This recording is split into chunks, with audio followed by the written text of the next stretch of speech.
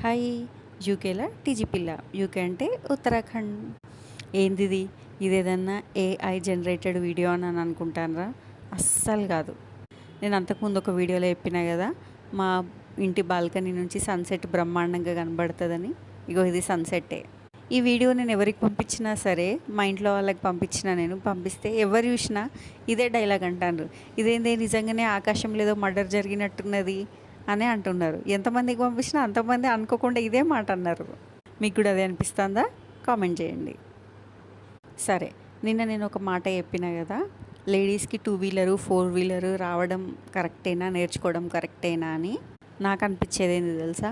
2 wheeler వరకు అయితే okay, ఎందుకంటే కొన్ని పనులు మనమే మేనేజ్ చేసుకోవచ్చు, మరి మొత్తానికే వాళ్ళ మీద డిపెండ్ కాకుండా అని అనిపిస్తుంది.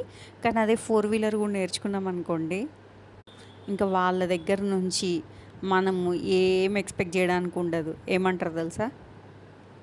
నీకు వచ్చు కదా, నువ్వే చేసుకోవచ్చు కదా, నన్ను ఎందుకు అడుగుతాను.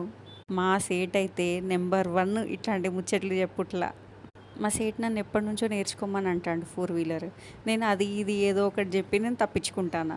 కానీ పాపం ఇంతవరకు ఆయనకు విషయం తెలియదు నేను నేర్చుకోకపోవడానికి రీజన్ ఏందని.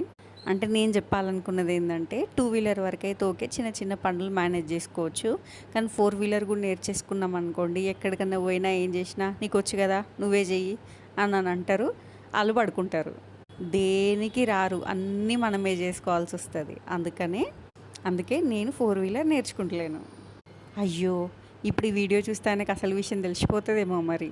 సరే, నెక్స్ట్ వీడియోలో మళ్ళీ కలుద్దాం. బాయ్.